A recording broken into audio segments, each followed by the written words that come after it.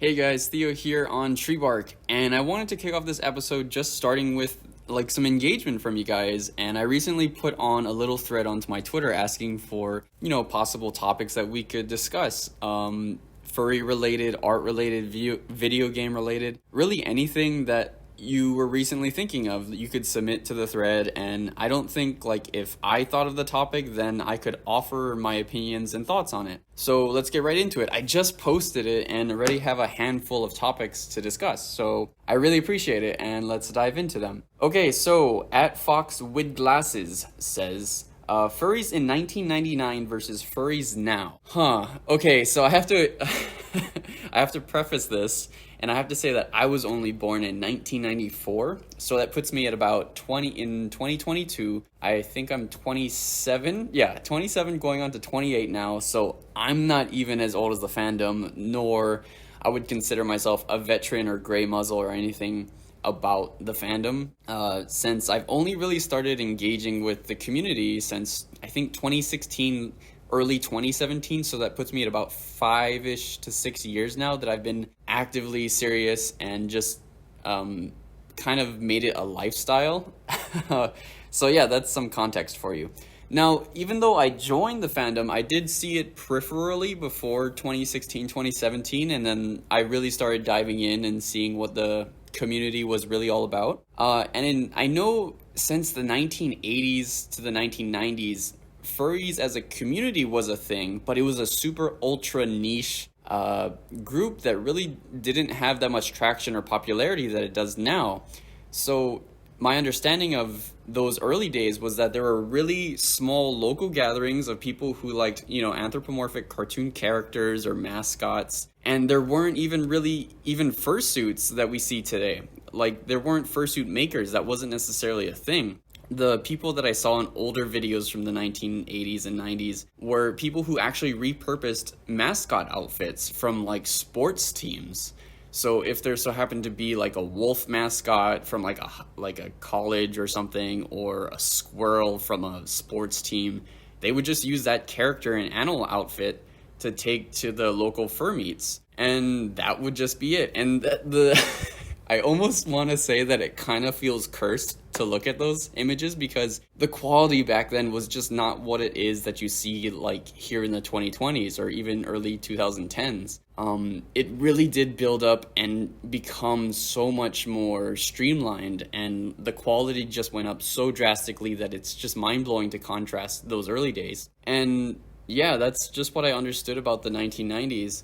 I think similar to BronyCons, FurCon started gathering steam maybe early 2000s, and then I have a couple of friends I could hit up to talk about specifically the conventions at the time and how they started building up. But I know that these days you can find conventions literally all over the world, from Asia to the East Coast of America to Germany, literally everywhere. So just to see that popularity and growth hit the mainstream is really wild. And I would even say that a lot of furries and local furs that I know really don't like that aspect, and some love it, some hate it. I'm sort of in the middle. I like something being sort of niche and something that you can call your own, but the community isn't really super defined anyway, so you'll find that a lot of people just make their own little subcategories within the community and then find those like-minded under this sort of umbrella that we call furry, or just the fact that you like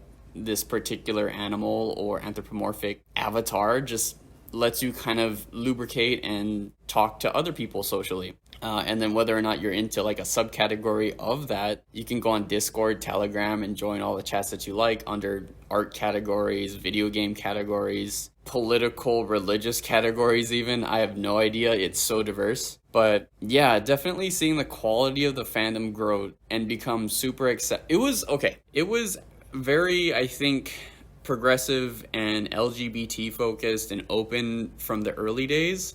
And it became even more so and became sort of the safe place for anti-racism, anti-Nazism, and generally very good people valuing good things in the world. And I don't know how to make it sound more simple but more true, where you have your bad actors and they just they don't last long because you'll see a lot of furries start taking on and challenging these bad actors, and you see the crap kind of rise to the surface and become questioned. And that's what I love about the community. There isn't one sort of leader. There's no president furry. Even though I think some people might call Kage from the host of like some cons to be a leader or something like that. And I've never met him personally, but anyway, that's a side topic. There isn't a single host or something that we necessarily have to look up to for the fandom. It's sort of just this amorphous ball of whatever is sort of trending or flowing with memes through the Twitter sphere or the just social platforms as a whole. You can keep adding to the community. People can like, I don't know, just form relationships naturally and organically without having to worry about extreme criticism. Speaking of criticism, I think, back in the day, I think even the 2016s, it was a very, this was just before Zootopia. I will admit I was one of those furs that got into it, that watched Zootopia like 6 times in theaters because I couldn't get enough of the character design. And there was a lot of indoctrined normies that became furries through that movie. And I have partially some of my indoctrination due to that movie too. Thanks, Zootopia. But no, the way that like furries I think were perceived then was when I sort of got whiffs through the Vine, the literal like app called Vine before TikTok basically, and you would see like comments and stuff of fursuiters sharing clips of them doing shenanigans in fursuits, and then comments just being very toxic and flaming them and talking about, ew, gross, you're a dog fucker or something. Like it had just those blends of just really, I think, very, what's the right word here?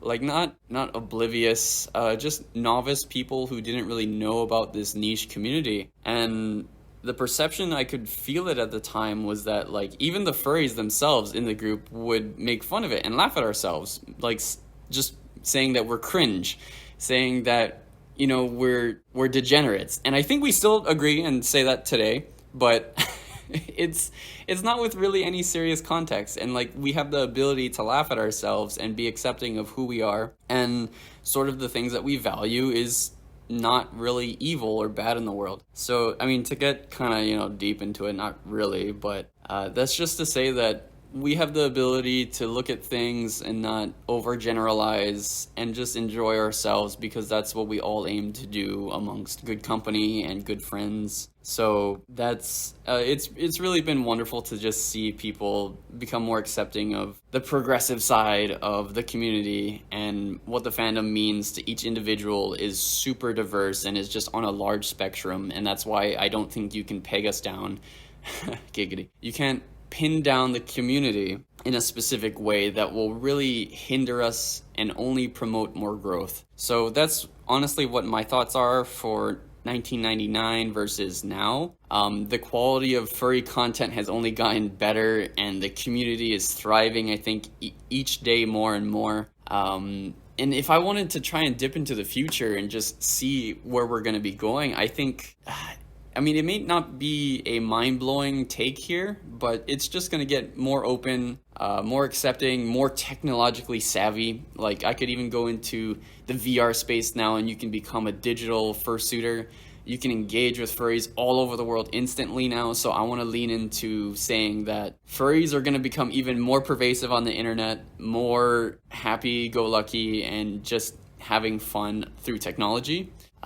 It's the best way to just engage with people, honestly. So yeah, I'm gonna double down into tech, and it's gonna be even cooler and more immersive for furries all over the world. Okay, so let's check out the next topic. Oh yeah, thank you, Fox with Glasses. I really appreciate that.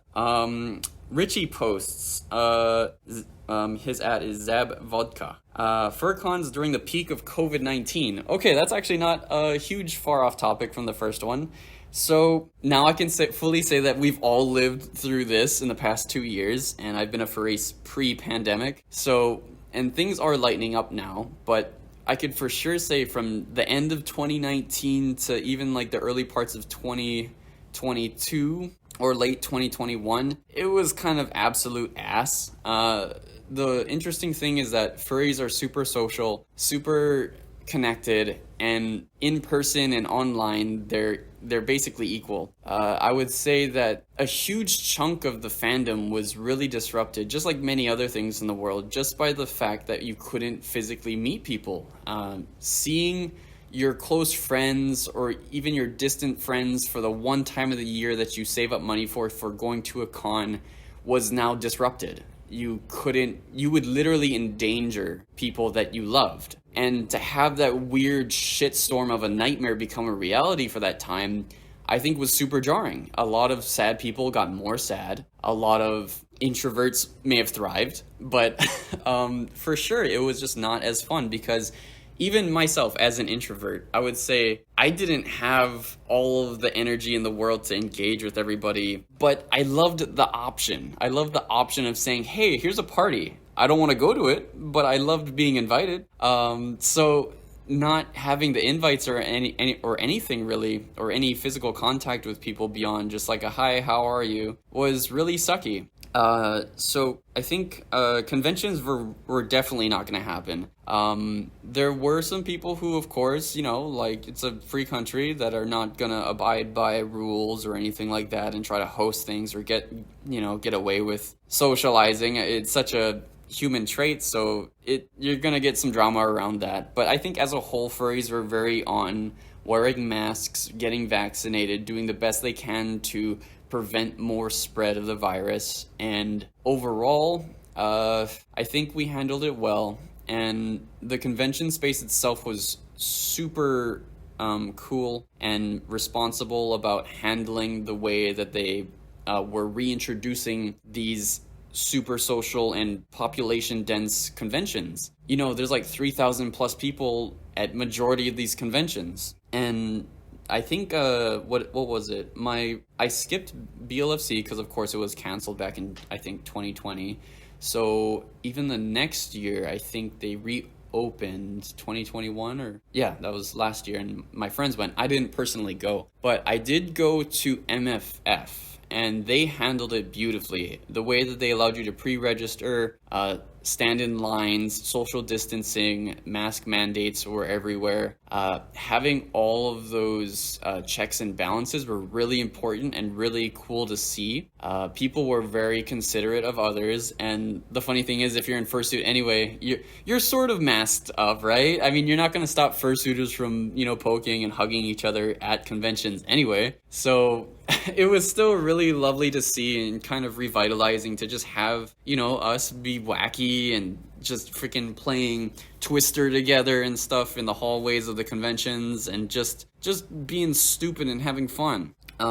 So we also did it in a safe and fun way, and I couldn't be happier about that. So I would say things are opening back up now, and ultimately, yeah, I think we all got through it, and we're gonna prosper and sort of have this renaissance of more fur cons, because everyone's been missing it, and there's been a lot of debt now accumulated for the lack of furry memes, like fursuit and con memes. Like, I love those. It was so fun seeing every convention come, and then there'd be some weird stupid thing that happens at a convention that totally catches fire, and then everyone has all drama about it, and I love that.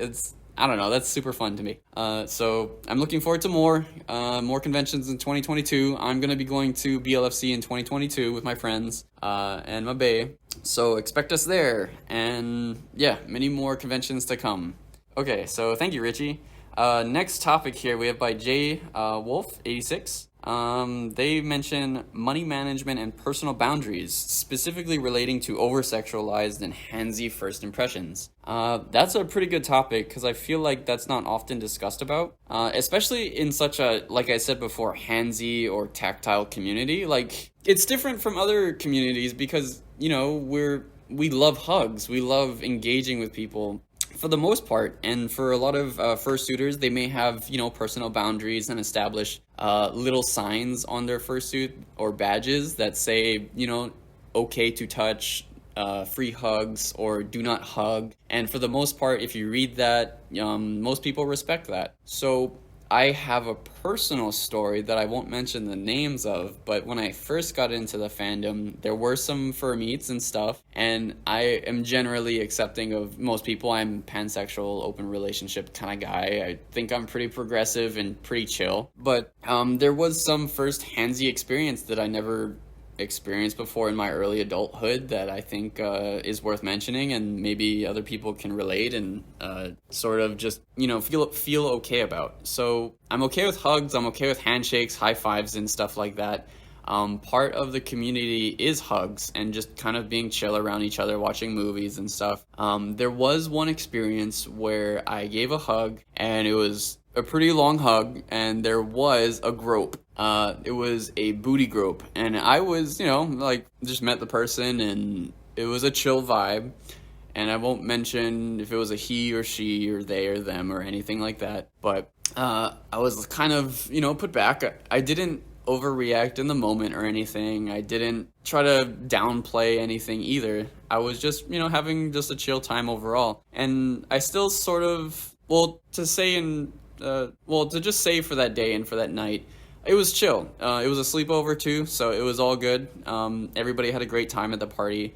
There was a good, I think 5 to 10 people there. But overall, the next day I thought about it, and I was kind of thinking was that kind of an invasion of, personal space and stuff? I didn't know what kind of vibe I was giving off or what they were giving off at the time. Everyone's awkward and kind of silly and doesn't really know how to be super social, aka me, socially introverted, awkward. But to just be satisfied with myself and my confidence, I just sent them a DM and said, hey, about that time I mentioned overall I wasn't quite comfortable with it. I had to be true to myself and true to them for how I felt, and they were very respectful, and they didn't mean to, put any harm or sort of pressure on me for anything. It just sort of happened, and overall, I think that was probably the best outcome. Both people were true to what they said and how they felt about the situation, and it never happened again. And I have no qualms with the person, and they're still pretty chill and amazing people. So that was how I handled that situation, and I know sometimes it can be more aggressive or very uncomfortable anyway, so I think it is very important to reach out to other people who care about you, who know and love and respect your boundaries, and to mention to them that these things are not okay if you are not accepting of it. Everything should be consensual, and I don't think that it's right or just for anybody to pressure you into anything that you are uncomfortable with. So definitely reach out to those who got your back, or even to those who can just provide you some backup or some help. Especially, first off, letting the person know that you're engaging with that's not cool. You don't mean any disrespect, but it happened, and just being straightforward, I think, is the best thing for everyone to do to clear the air and be transparent with each other. So those are my thoughts on my thoughts and experience on sort of the personal boundaries things. Jay also mentions the money management aspect of, I think, furries. I am not super good at money management.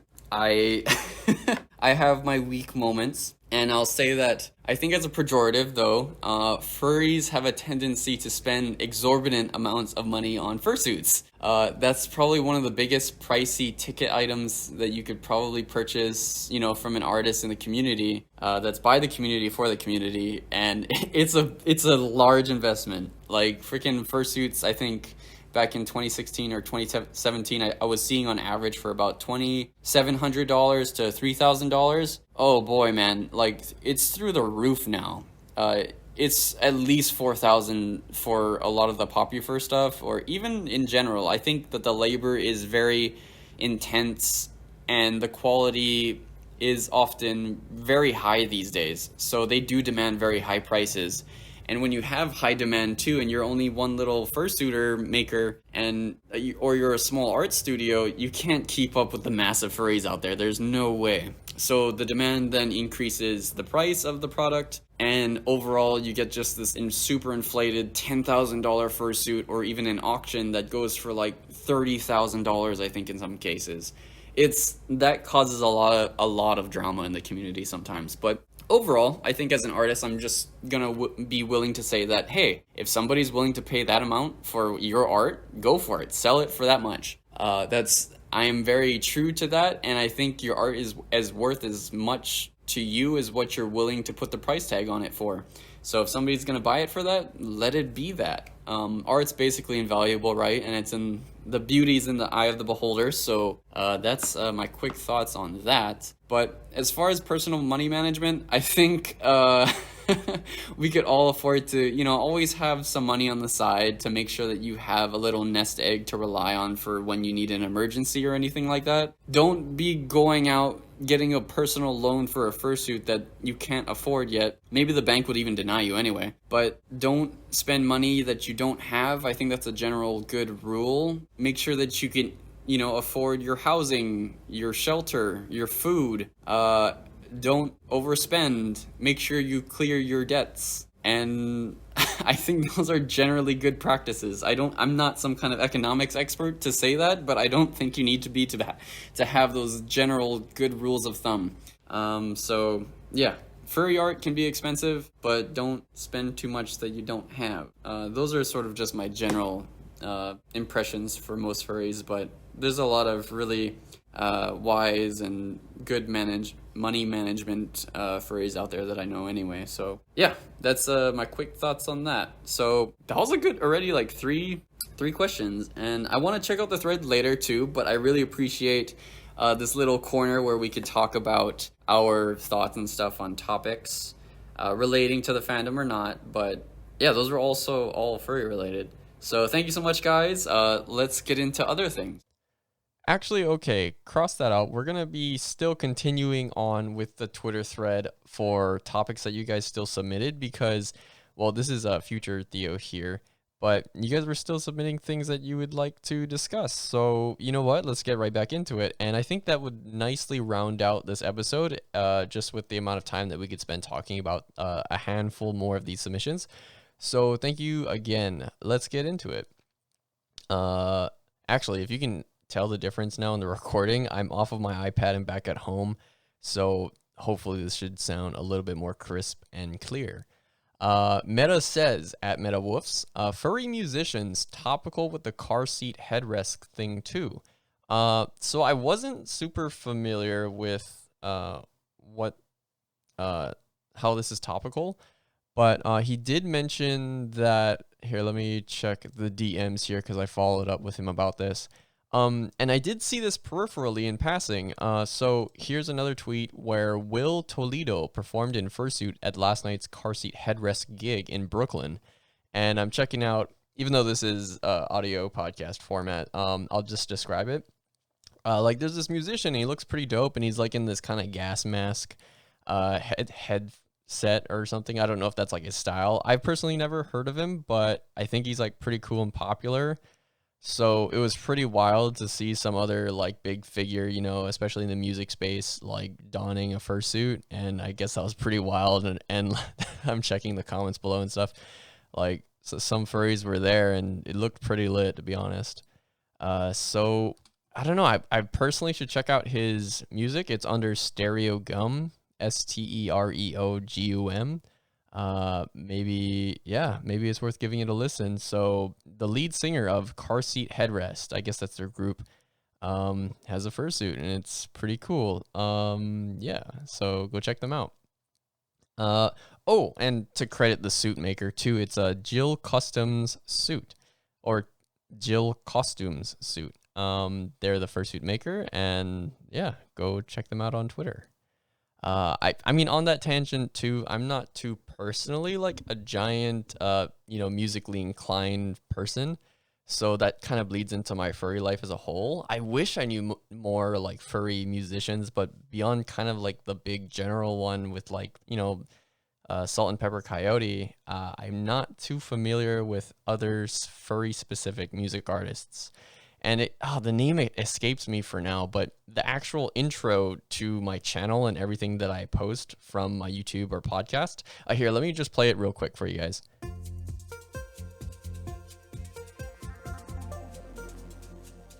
That little soundbite that I always use, was actually commissioned by me from another furry. That it was like a friend of a friend, and maybe I'll try to credit later. Or you can check out some of the previous videos. I think I've linked their info before in the videos when I just first got that intro done.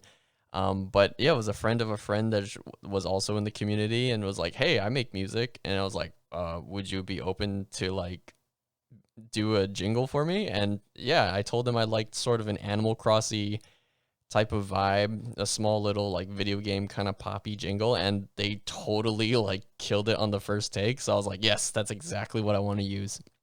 So there's a little background info for you. But thanks, Meta. Yeah, if also if anyone has like furry specific musicians, I would love to see and promote their work if they're like awesome, and I would just love to hear more of their work if they're banging. So yeah, please share below if you like. Okay, let's try to move on to the next topic there. By Keith Yodge at Bad Bitcher, Bichir. Has becoming a furry changed your outlook on how you see people? Hmm. I mean, definitely like I was way more recluse before, and I think we can really expand and get into like a larger topic here, but just finding a group of people that I didn't realize how much I had in common with was a real like game changer for me and just an overall eye opener, because you're like, whoa, like in my early adulthood here, making friends was, I think, pretty difficult after high school. And even in my limited run of college, like people really just came and left out of my life that I didn't really expect. Like I expected like having more relationships and longer term things, and maybe that's true for a lot of people out there, but it just wasn't for me.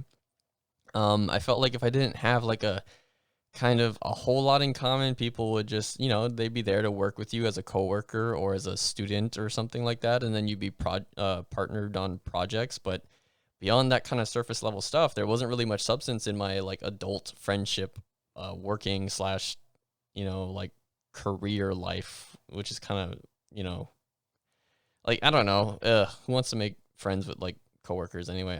That's just me personally. But as yeah, just to reiterate, like as an adult, making friends I think is kind of awkward if you don't have much substance to go off of or like community to build off of.